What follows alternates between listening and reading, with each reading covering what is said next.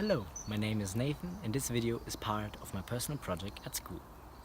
It is about music and a human brain. Music is everywhere.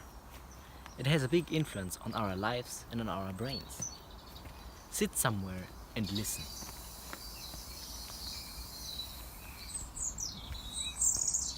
You will hear something. As Dr. Oliver Sacks states in his book Musicophilia, bird songs are relatively fixed in a bird's brain structure, to a large extent even hardwired in their nervous system. But human music is less easy to understand. In this video, we will look at the status of research, existing music therapies, look at a specific example, and then evaluate what that all means for us. Let us then start by looking at the status of research. The two main non-invasive methods of measuring the brain are electroencephalography and magnetic resonance. The electroencephalography consists basically in measuring via electrodes positioned on the head of the patient between the nose and the back and between both ears, the electrical activity that is taking place in the brain. The benefits of electroencephalography are speed and safety.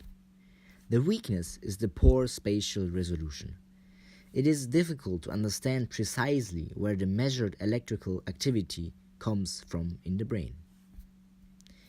In the magnetic resonance method, the patient is bathed in a magnetic field that is 5,000 times stronger than the Earth's. The body's nuclei align along this field, but are then hit by pulsing radio waves that disturb this alignment. When the pulses go away, the nuclei align again and release some energy that is measured by the magnetic resonance imaging device. A powerful computer turns all these into images. These pictures show such images. Whenever there is strong brain activity, blood circulates stronger in these areas, and this is picked up by the MRI. But what developments can be expected in the research of the brain? I have asked Professor Dr. Förstl, a neurologist and psychiatrist and a director of the Department of Psychiatry and Psychotherapy of the Technische Universität München, what improvements can be expected in the measuring devices that will allow to better understand the impact of music on the brain. I'm slightly hesitant because I do not believe that there will be completely new approaches which will help us to understand exactly the interaction between music and the workings of our brain. You know, music is fast. The acoustic signals are very fast and they are complex in themselves. And we have limited ways of studying fast, spontaneous activity or reactions in our brain. We have limited ways of following that, of measuring that. And I do not believe that the technical advance over the next couple of years will be so strong that we will gather completely new insights.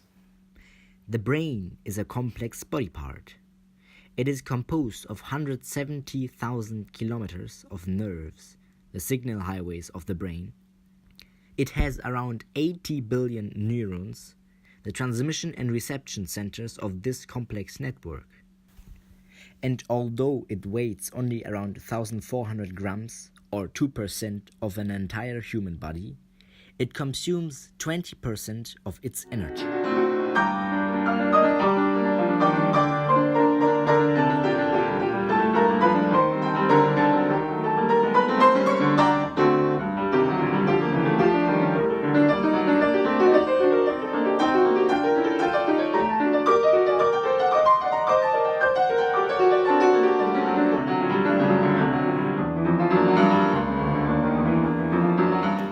When we hear music, many things happen very fast in many areas of the brain.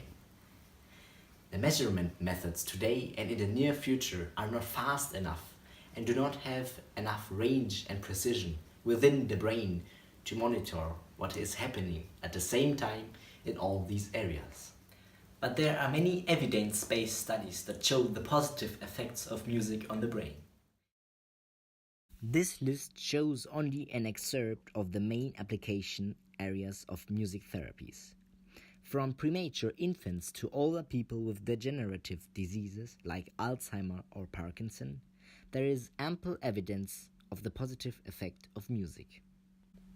I have interviewed Dr. Schädler in order to better understand how much music therapy is used in German clinics today. Dr. Schädler is a pediatrician with further specialization in children neurology and psychotherapy. He is the head of the children neurology, social pediatry and psychosomatic departments of the Josephinem Hospital in Augsburg, a large children's hospital. Where do you see the use of music therapies today? There are many use cases.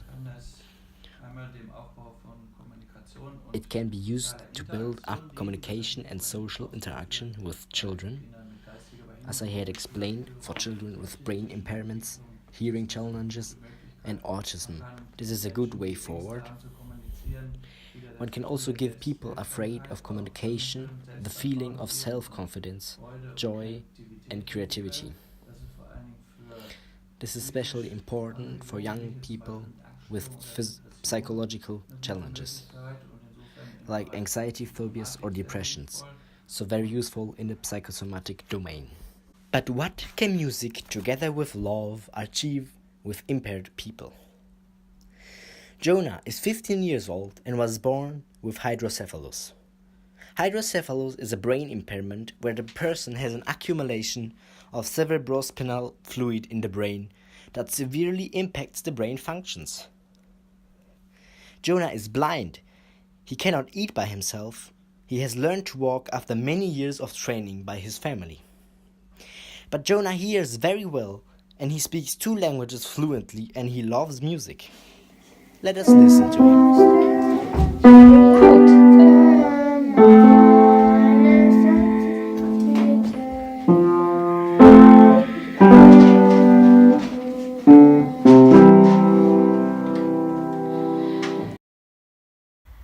We have learned that research cannot fully explain the impact of music on our brain.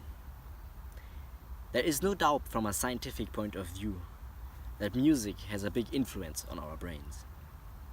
Many evidence-based studies show that music therapy helps people. But what does this all mean for us, for you and for me? If you are a musical artist, then use your talent to offer joy to people. And even if not, simple songs, simple instruments like a singing bowl can break the communication barrier between you and brain damaged people. We all can make a difference. Thank you for watching this video.